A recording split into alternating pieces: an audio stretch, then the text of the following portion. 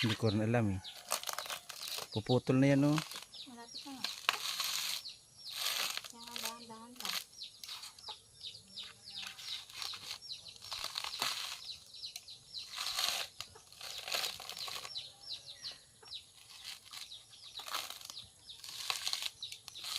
Hindi lang po siya pampatag, pang bundok din po siya.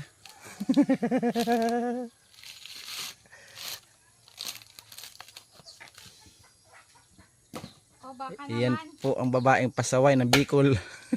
Baka naman po. May mga nyug kayong papabalatan dyan.